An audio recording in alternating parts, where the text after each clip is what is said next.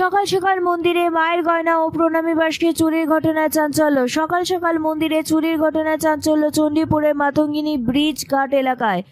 জানা গিয়েছে গত 14ই জানুয়ারি থেকে গঙ্গা মেলা শুরু হয়েছে, চলবে আগামী 21শে জানুয়ারি। তারই মাঝে শুক্রবার সকালে মন্দির থেকে মায়ের গয়না ও প্রণামী বাসকে চুরির ঘটনা ঘটে।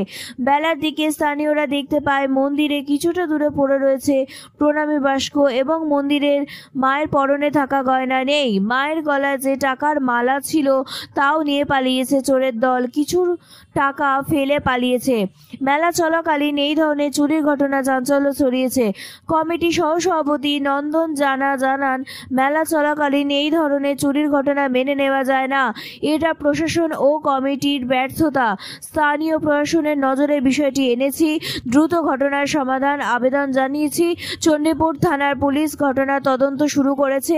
গয়না, টাকা, মালা ও প্রণামী বাস্ক সহ মোটা কয়েক হাজার টাকা চুরির ঘটনা ঘটেছে।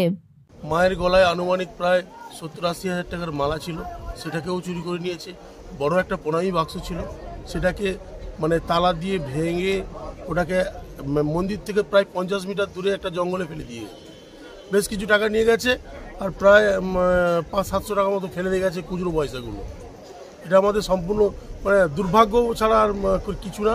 তবে প্রশাসনিকভাবে আমরা প্রশাসনকে, নতুন যিনি আইসি এসছেন, যথেষ্ট সহযোগিতা করছেন, কিন্তু আমাদের দুর্ভাগ্য যে ভোর 4টার সময় ঘটনাটা ঘটেছে, কোনো প্রশাসনও ছিল না আর আমার কমিটির কেউ ছিল না। দুর্ঘটনা এটা ঘটে গেছে। আমরা যথারীতি চণ্ডীপুর থানাকে খবর দিয়েছি, ওনারা এসেছেন এবং ভিজিটিং করে গেছেন।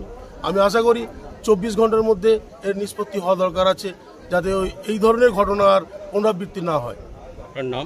নাম নন্দন জানা, কমিটির কি এখন আপনি সহ সম্পাদক।